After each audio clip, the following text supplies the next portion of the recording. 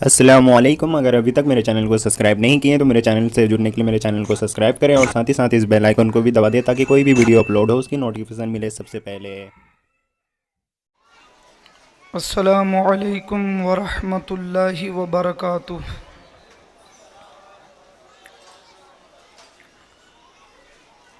الحمد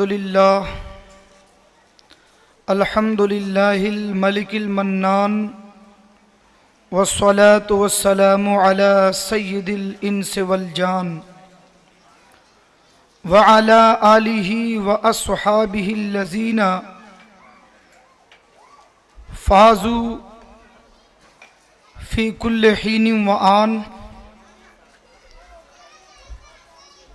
اما بعد فاعوذ باللہ من الشیطان الرجیم، بسم اللہ الرحمن الرحیم۔ قل هو اللہ احد،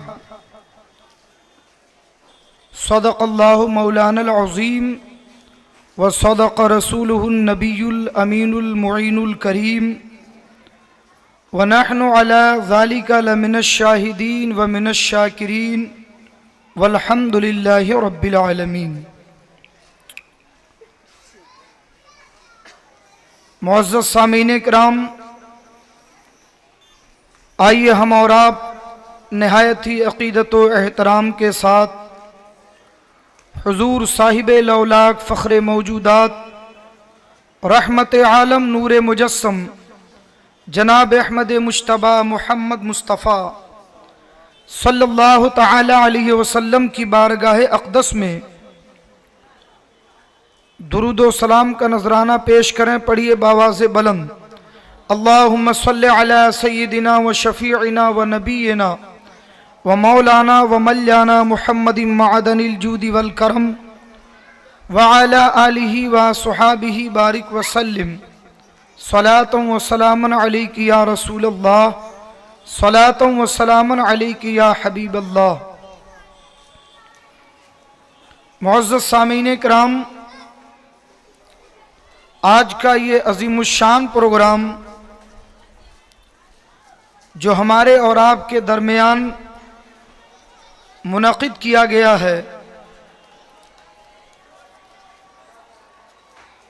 آج مجھے توحید اور شرک کے تعلق سے گفتگو کرنے کا حکم دیا گیا ہے۔ انشاءاللہ الرحمن میں بہت مختصر سی گفتگو اپنے وقت کی پابندی کرتے ہوئے آپ کے حوالے کرنا چاہوں گا۔ میں آپ کو یہ سمجھانا چاہتا ہوں کہ توحید کسے کہتے ہیں اور شرک کیا چیز ہے، توحید کے حقیقی معنی کیا ہیں اور شرک کی صحیح حد کیا ہے۔ اور میرے اپنے خیال سے آج اسے سمجھنا عالم اسلام کے حوالے سے اتنا ضروری ہو گیا ہے کہ آج کچھ توحید کی ٹھیکیدار قومیں جو اپنے آپ کو صرف موحد سمجھتے ہیں، باقی ساری دنیا کے مسلمانوں کو بات بات پر مشرک بناتے نظر آتے ہیں۔ جب تک توحید اور شرک کا صحیح مفہوم اور صحیح معنی سمجھا نہیں جائے گا، اس وقت تک یہ خود بھی ٹھوکریں کھاتے رہیں گے اور دنیا کو مشرک بناتے رہیں گے۔ ان کے حق میں بھی بہتر ہے کہ وہ اس معنی کو سمجھیں، اور آپ کے لیے بھی ضروری ہے کہ آپ اس کے مفہوم کو سمجھیں۔ پروردگار عالم نے قرآن حکیم میں صاف صاف یہ اعلان فرمایا،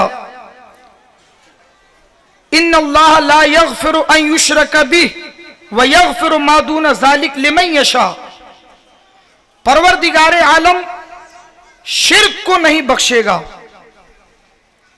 مشرک کی بخشش نہیں ہوگی، اس کے علاوہ کوئی بھی گناہ کبیرہ ہو یا گناہ صغیرہ ہو،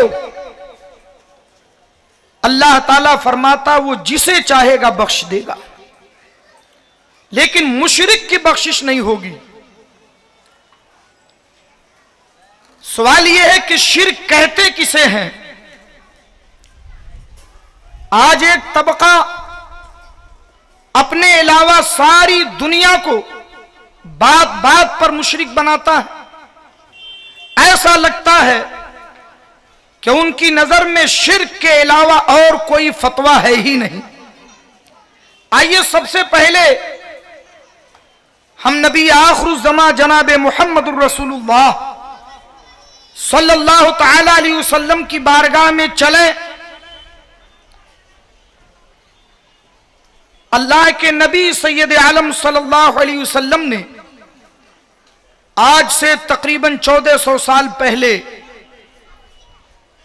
اپنی امت پر آنے والے تمام فتنوں کی نشاندہی فرمائی۔ متعدد احادیث اس ضمن میں کتب حدیث کے اندر موجود ہیں، فتنوں کی شدت کو بیان کیا۔ مسلم شریف کے اندر یہ حدیث موجود ہے، اللہ کے رسول نے فرمایا یا ایھا الناس بادروا بالاعمال الصالحہ، اے لوگوں نیکیوں کی طرف سبقت کرو، نیکیوں کی طرف دوڑو، اس لیے کہ عنقریب فتنے ہوں گے، ایسے شدید فتنے کہ ان فتنوں کی وجہ سے ان فتنوں کا عالم یہ ہوگا کہ قطع اللیل المظلم، جیسے تاریک رات تم پر چھا جاتی ہے وہ فتنے تمہیں چاروں طرف سے گھیر لیں گے۔ یصبح الرجل مؤمنا ویمسی کافرا، ایک بندہ اگر صبح میں مسلمان ہوگا تو ان فتنوں کا شکار ہونے کی وجہ سے شام تک کافر ہو جائے گا، اگر شام کو مسلمان ہوگا تو صبح تک کافر ہو جائے گا۔ میرے آقا نے ایک مقام پر یہ بھی فرمایا میں دیکھ رہا ہوں کہ تمہارے گھروں پر فتنے ایسے برس رہے ہیں جیسے بارش کے قطرے پڑتے ہیں۔ تو میرے آقا نے تمام فتنوں کی نشاندہی فرمائی، بچنے کی تلقین فرمائی، مگر آج ایک طبقہ جو ساری دنیا کو مشرک بنانے پہ تلا ہوا ہے، آئیے ذرا دیکھیں کیا اللہ کے رسول سید عالم صلی اللہ علیہ وسلم کو اپنی امت کے بارے میں شرک والے فتنے کا خوف نہیں تھا؟ کیا میرے آقا کو یہ بات معلوم نہیں تھی کہ میری امت بھی شرک میں مبتلا ہوگی؟ آج بات بات پر مشرک کہنے والے میں انہیں دعوت فکر دینا چاہتا ہوں، اور آئیے اس ضمن میں بخاری شریف اصح الکتب بعد کتاب اللہ، بخاری شریف کی طرف چلیں اور یہ دیکھیں کہ کیا واقعی اللہ کے نبی سید عالم صلی اللہ علیہ وسلم کو اپنی امت کے تعلق سے اس بات کا خوف تھا یا نہیں؟ سارے فتنوں کو بتانے والے پیغمبر اسلام ان کے تعلق سے اپنی امت کے بارے میں شرک کے تعلق سے کیا فرماتے ہیں؟ حضرت عقبہ ابن عامر رضی اللہ تعالیٰ عنہ اس حدیث کے راوی ہیں۔ یہ حدیث بخاری شریف جلد ثانی کتاب الرقاق کے اندر موجود ہے۔ حدیث پاک کے کلمات طیبہ یہ ہیں ان رسول اللہ صلی اللہ علیہ وسلم خرج یوما فصلى على اہل احد صلاته على المیت ثم انصرف الى المنبر فقال انی فرط لکم وانا شہید علیکم وانی لانظر الى حوضی الان وانی قد اعطیت مفاتیح خزائن الارض وإني والله ما أخاف عليكم أن تشركوا بعدي ولكني أخاف عليكم أن تنافسوا فيها. اللہ کے نبی سید عالم صلی اللہ علیہ وسلم ارشاد فرماتے ہیں، حضرت عقبہ ابن عامر اس حدیث کے راوی ہیں کہ رسول کریم صلی اللہ علیہ وسلم ایک دن باہر تشریف لائے اور شہدائے احد پر اسی طرح آپ نے نماز پڑھی جس طرح میت پر نماز پڑھی جاتی ہے. پھر آپ منبر شریف کی طرف آئے اور فرمایا کہ میں تمہارے لیے پیش رو ہوں اور میں تم پر گواہ ہوں، اور اللہ کی قسم بے شک میں اپنے حوض کو اب بھی دیکھ رہا ہوں. سبحان اللہ. آقا علیہ السلام فرماتے ہیں میں حوض کوثر کو دیکھ رہا ہوں، اور فرمایا کہ بے شک مجھے زمین کے خزانوں کی چابیاں دی گئیں. اللہ کے رسول کو پوری روئے زمین کے خزانوں کی چابیاں دے کر اللہ نے انہیں مالک و مختار بنایا. سبحان اللہ. یہ بخاری شریف کی حدیث آگے فرماتے ہیں، اور اللہ رب العزت کی قسم مجھے اس بات کا کوئی خوف نہیں کہ تم لوگ میرے بعد شرک کرو گے. اللہ کے رسول نے کیا فرمایا؟ مجھے اس بات کا خوف نہیں ہے کہ میری امت میرے بعد شرک کرے گی، بلکہ مجھے خوف اس بات کا ہے کہ تم لوگ دنیا کی محبت میں ڈوب جاؤ گے، دنیا دار بن جاؤ گے. اس بات کا خوف تو ہے، مگر مشرک ہو جاؤ گے اس بات کا خوف نہیں ہے. پیغمبر اسلام کی اس حدیث سے کیا سمجھ میں آیا؟ اللہ تعالی ان لوگوں کو عقل سلیم عطا فرمائے. نبی آخر الزمان جو پوری زندگی امت کے غم میں روتے رہے، انہیں تو اپنی امت پہ شرک کا خوف نہیں ہے، مگر یہ مسلمانوں کو مشرک بنانے والے آج انہیں ہر طرف صرف شرک ہی نظر آ رہا ہے.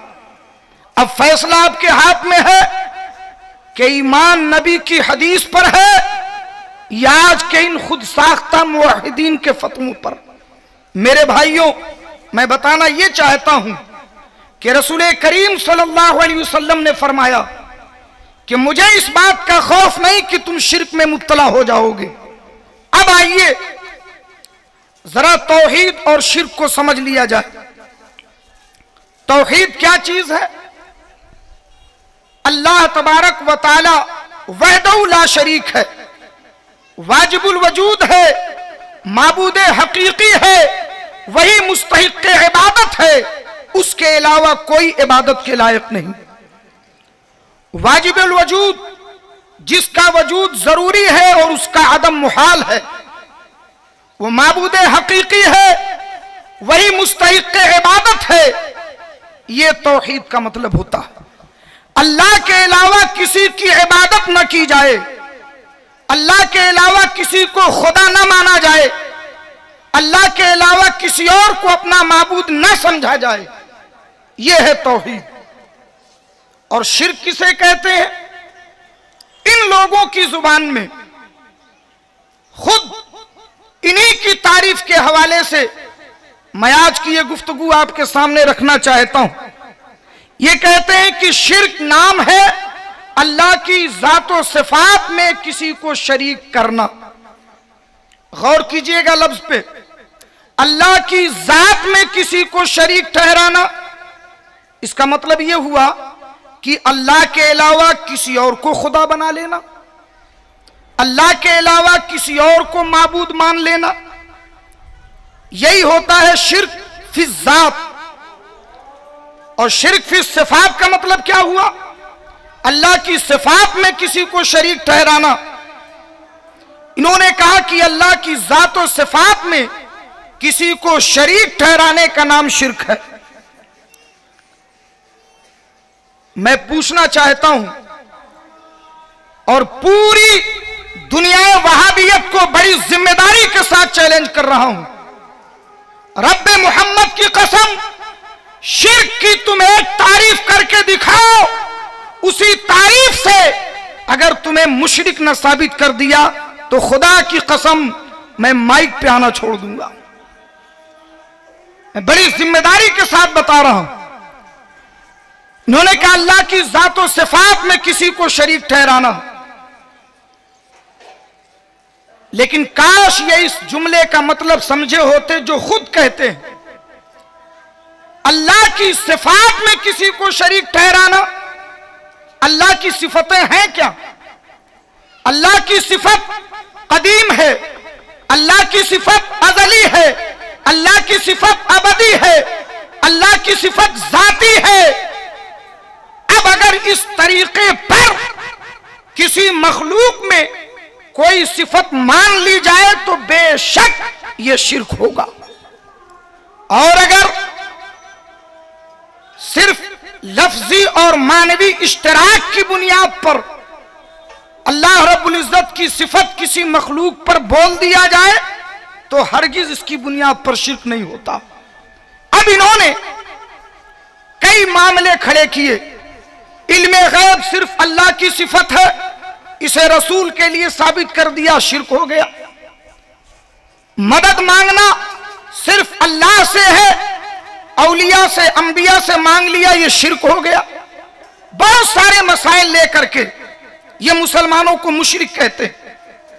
اور اب تو یہ حال ہے، مزاروں پہ چلے گئے تو مشرک، چادر ڈال دی تو مشرک، پھول ڈال دیے تو مشرک، ہاتھ باندھ کے کھڑے ہو گئے تو مشرک، فاتحہ پڑھ لی تو مشرک، وہاں کے مقامات مقدسہ کا ادب کیا تو مشرک. ہر کام میں مشرک، ہر کام میں شرک. اللہ کے رسول فرماتے مجھے شرک کا خوف نہیں.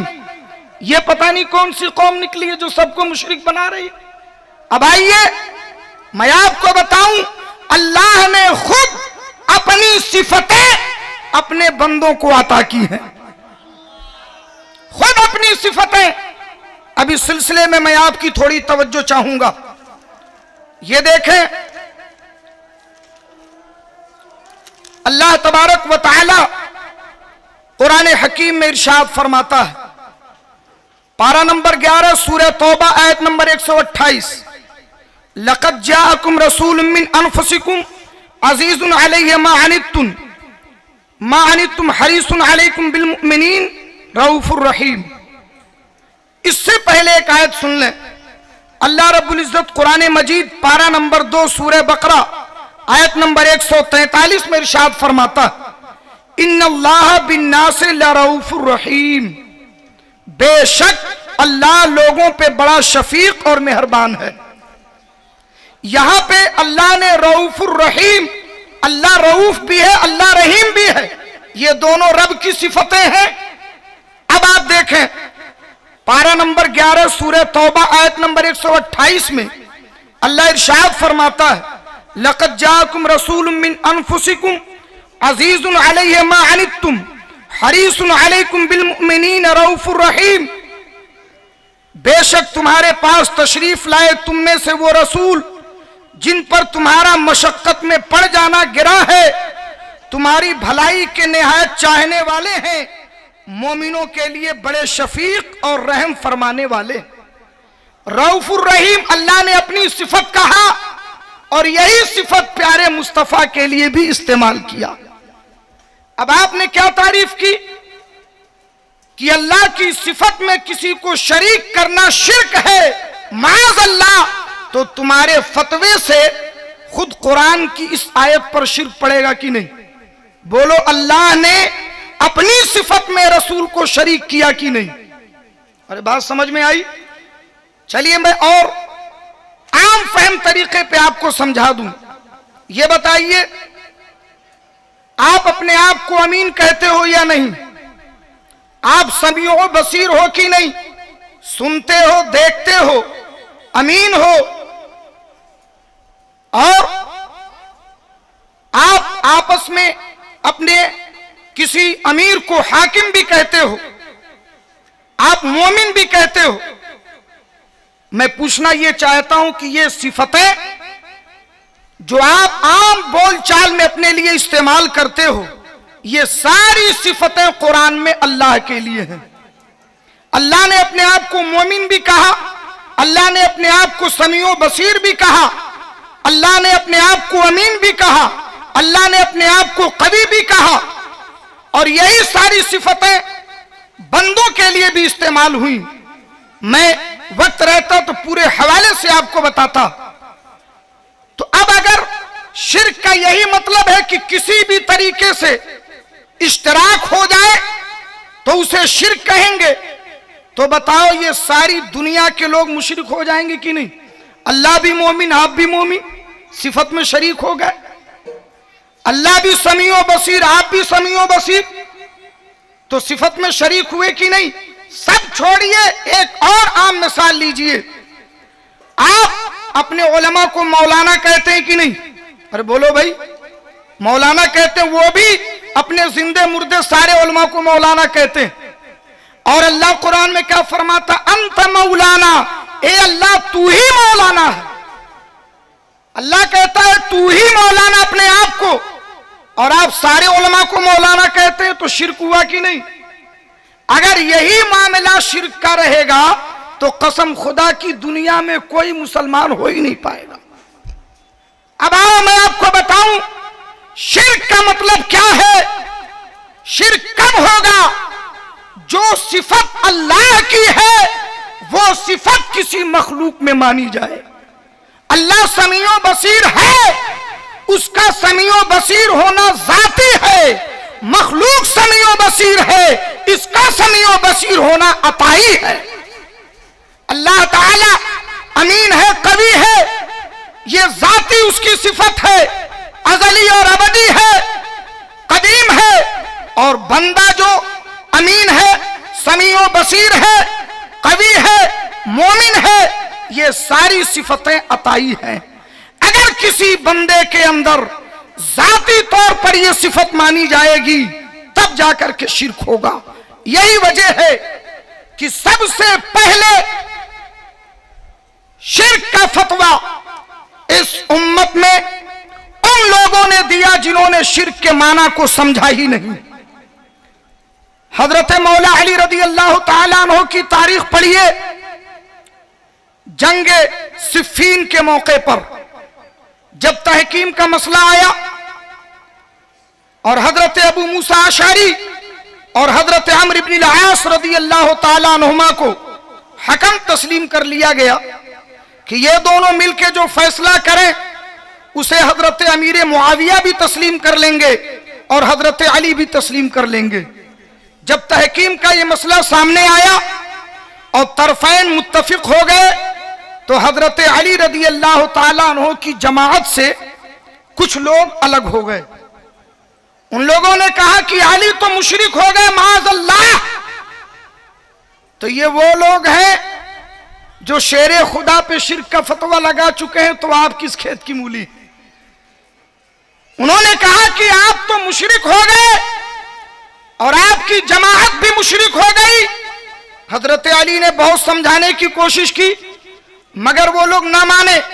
हजरत अब्दुल्ला इब्ने अब्बास रदी अल्लाह ताला अन्हुमा हजरत अली की इजाजत लेकर उनके पास पहुंचे और फरमाया कि तुम लोगों ने मौलाए कायनात पे शिर्क का फतवा दिया है, उनकी जमइयत को मुशरिक कहते हो, आखिर तुम्हें मौला अली की कौन सी बात ना पसंद आई। उन लोगों ने कहा कि सुनिए, गौर से सुनिएगा। उन्होंने कहा हम लोगों ने कुरान में पढ़ा है। बताइए, जमाने सहाबा के लोग। उन्होंने कहा हमने कुरान में पढ़ा है, सूरह यूसुफ में पारा नंबर 13 में अल्लाह इरशाद फरमाता इनिल हुक्मु इल्ला लिल्लाह, हुक्म तो सिर्फ अल्लाह का है, हाकिम सिर्फ अल्लाह है।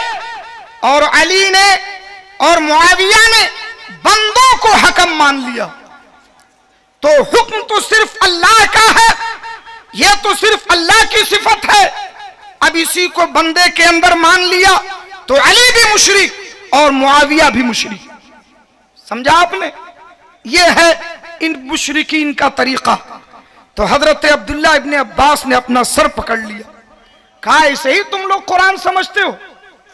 फरमाया कलिमतु हक्किन उरीदा बिहिल बातिल, आयत तो बिल्कुल सही पढ़ी लेकिन मतलब बिल्कुल गलत समझा। लोगों ने समझा ही नहीं इस आयत का मतलब क्या है। तो उन लोगों ने कहा तो आप समझा दीजिए। कहा अच्छा, अगर तुम ये समझते हो इनिल हुक्म इल्ला लिल्लाह, हुक्म सिर्फ अल्लाह का है, बंदे को अगर हकम मान लिया तो शिर्क हो गया, तो अब बताओ तुम लोग, तुम सूरे यूसुफ में चले गए 13वें पारे में, थोड़ा और पहले आओ, सूरे निसा खोलो 5वें पारे में आओ। अल्लाह इरशाद फरमाता है कि जब शौहर और बीवी में ना इत्तेफाकी हो जाए, मामलात खराब हो जाए और दोनों सुलह सफाई का मामला तय करना चाहें, फबअसू हकमम मिन अहलिही व हकमम मिन अहलिहा, तो एक हकम शौहर की तरफ से लाओ और एक हकम बीवी की तरफ से लाओ और दोनों मिलकर के फैसला कर दें। हजरत अब्दुल्लाह इब्न अब्बास ने कहा, बानरों तुम लोग बताओ, अगर हुक्म सिर्फ अल्लाह का है और बंदे को हाकिम मानना शिर्क है, तो अल्लाह ने खुद ही शिर्क करने का हुक्म दे दिया। अल्लाह ने खुद कहा एक हाकिम मर्द की तरफ से लाओ, एक हाकिम औरत की तरफ से लाओ हो। अब जरा सोचिए, हजरत अब्दुल्लाह इब्न अब्बास अगर न समझाते तो उनका क्या होता। 5000 ने तो तौबा कर ली, मगर बाकी जो थे उनके ऊपर हजरत अब्दुल्लाह इब्न अब्बास के समझाने का कोई असर न हुआ। उन्होंने कहा हम पक्के मुवाहिद हैं, हम इस शिर्क को तस्लीम नहीं कर सकते, ये शिर्क है। हजरत अली ने कहा बस हुज्जत ताम हो गई। हुक्म दिया फौज को घेरा, इन कम बख्तों को चारों तरफ से घेरा। न उनकी नमाज का ख्याल किया, न उनकी ज़कात का, न उनके तकवा तहारत का। और खारजी वो लोग थे जो दिन भर रोजे रखते, रात भर नमाजें पढ़ते थे। फरमाया घेर के कत्ल करो इन कम बख्तों को, ये उम्मत के बदतरीन लोग हैं। जब हजरत अली ने यह हुक्म दिया है तो हजरत इमाम हसनैन करीमैन जैसे लोग हजरत अली के सामने आ गए। अब्बू जान आप क्या कर रहे हैं, इन लोगों को कत्ल करेंगे जो दिन दिन भर रोजे रखते हैं, रात रात भर कुरान पढ़ते हैं। हजरत अली मुस्कुराए, फरमाया सच फरमाया था गैब बताने वाले मुस्तफा ने, तुहक्किरूना सलातकुम इंदा सलातिहिम व अमालकुम इंदा अमालिहिम व सियामकुम इंदा सियामिहिम। मेरे नबी ने फरमाया था ऐसी कौम पैदा होगी, उनकी नमाजों के सामने तुम अपनी नमाजों को कम समझोगे, उनके रोजों के सामने अपने रोजों को कम समझोगे, उनकी इबादत के सामने अपनी इबादत को कम समझोगे। लेकिन यमरुकून मिनद्दीन कमा यमरुकु सामु मिनर रमिया, वो दीन से ऐसे निकल जाएंगे जैसे तीर निशाने से निकल जाता है। दीन से उनका कोई वास्ता ना होगा। हुक्म दिया कत्ल करने के लिए, सबको घेर के कत्ल किया। बीच लड़ाई में खबर आई कि कुछ लोग दरिया पार कर रहे हैं। मौला अली ने कहा एक भी उस तरफ नहीं जाएंगे, सब इसी तरफ कत्ल होंगे। सब मारे गए, लेकिन लोगों के हाथ कांप रहे थे। मौला अली के हुक्म से कत्ल किया, लेकिन फिक्र थी कहीं गलती तो नहीं हो गई। ऐसे नमाजियों को, ऐसे परहेजगारों को कत्ल कर डाला। मगर मौला अली ने भांप लिया अपनी फौज के मिजाज को, तो एक गैब की खबर बताई, एक गैब की खबर दी। फरमाया सुनो, तलाश करो इसमें, इन खारिजियों में अगर सुदय है, यानी ऐसा शख्स जिसका एक हाथ औरत के पिस्तान की तरह होगा, तलाश करो। अगर वो है तो तुमने दुनिया के बदतरीन लोगों को कत्ल किया, और अगर वो नहीं है तो तुमसे गलती हुई। लोगों ने कहा ये तो गैब की खबर है, तलाश करो। तलाश किया, लाशों को पलटना शुरू किया, कहीं नजर नहीं आया। लोग परेशानी लोगों की बढ़ने लगी। मौला अली ने कहा मेरे नबी की बात झूठी नहीं हो सकती, तलाश करो। लोगों ने फिर तलाश किया तो कीचड़ में दबा हुआ था। उसे उठाया तो उसका एक हाथ औरत के पिस्तान की तरह था। मौला अली ने नारे तकबीर बुलंद किया और फौज ने उसका जवाब दिया। एक साहब ने दुआ के लिए हाथ उठाया और ये कहा अल्लाह का शुक्र है कि उसने इस जमीन को इस बदतरीन कौम से पाक कर दिया। मौला अली ने घूम के देखा, कहा अच्छा तुम समझते ये लोग खत्म हो गए? अरे इनमें से कुछ अपने माँ के पेट में है, कुछ अपने बाप की सुल्बों में है। ये हर जमाने में निकलते रहेंगे, हत्ता यखरुज आखिर उम्मत दज्जाल, यहां तक कि इन्हीं लोगों की जमात दज्जाल के साथ भी निकलेगी, इन्हीं की जमात दज्जाल के साथ होगी। तो जब मौला अली ने कहा हर जमाने में निकलेंगे तो निकलेंगे, कल इन्होंने अली और उनके मानने वालों को मुशरिक कहा, आज ये सारी दुनिया के अहले सुन्नत को मुशरिक कहते हैं। जैसे गलती कल किया था कुरान समझने में, वही गलती आज करते हैं कुरान समझने में। मेरे भाइयों, मैं बताना ये चाहता हूं कि शिर्क क्या चीज है, इसे समझें। अल्लाह ताला उन्हें अक्ल सलीम अता फरमाए ताकि मुसलमानों को मुशरिक बनाने से बचें। इंशाअल्लाह फिर किसी मौके पर इस पर तफसीली गुफ्तगू होगी। हमारे एक मुअज़्ज़ज़ मेहमान लंका से सफर करके तशरीफ लाए हैं। मेरी खुद भी ख्वाहिश है कि उनका मुकम्मल मुदल्लल बयान आपके सामने हो। अल्लाह तबारक व तआला हमें और आपको बदमज़हबियत से महफूज फरमाए और हमेशा हर हाल में अहले सुन्नत वल जमात पे कायम व दायम फरमाए। अस्तगफिरुल्लाह रब्बी मिन कुल्ली ज़ंबी व अतूबु इलैहि। अस्सलामु अलैकुम व रहमतुल्लाहि व बरकातुहू।